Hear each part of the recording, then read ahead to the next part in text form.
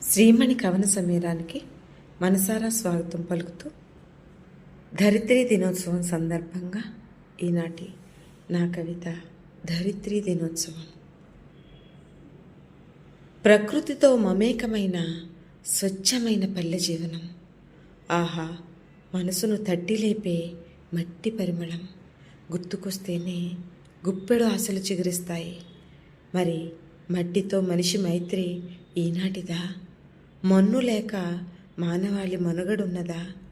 పుట్టినా గిట్టినా మనిషి చరిత మట్టిదే కదా. అట్టి మట్టి పరిమళాన్ని మాయం చేసేస్తుంది మాయదారి మరజీవనం. గుండె తడారి ఎడారి చిత్రంగా నేటి పట్టణీకరణం పచ్చని సౌభాగ్యానికి పట్టిన దౌర్భాగ్యంలా. నేటి అత్యాధునిక జనజీవనం పట్టుమని 10 క్షణాలు తీరికలేని యాంత్రిక జీవనమే.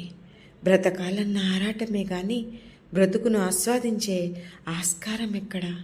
ఆశలకు అంతిమ సంస్కారం తప్ప. ఏం సాధించామయ్యా స్వామి పొడమి గుండెను పగలగొట్టి?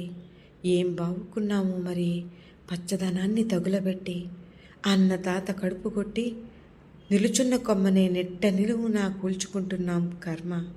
అవును, వినాశకాలే విపరీత బుద్ధి అవగతమవుతూనే ఉందిగా అనుభవించే కొద్దీ. పెచ్చు మీరిన సాంకేతికతతో స్వచ్ఛమైన ప్రకృతికి పంచనామా చేస్తూ అర్థం కాని రోగాలతో అలమటిస్తూనే ఉన్నాం.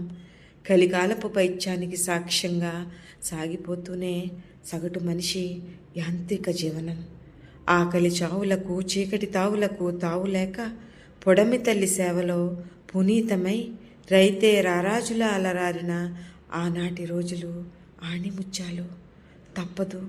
తప్పదు ఇక ఆత్మావలోకనం. తప్పిదాలు మన్నించమంటూ తప్పక మోకరిల్లాలి ప్రకృతి ముంగిట. మనం మునుపటి మానవుడిగా మారి ఆఘ్రాణించాలని ఉంటే, ఆనాటి మట్టి పరిమళం ఆస్వాదించాలని ఉంటే, అచ్చమైన ఆనాటి అందమైన జీవనం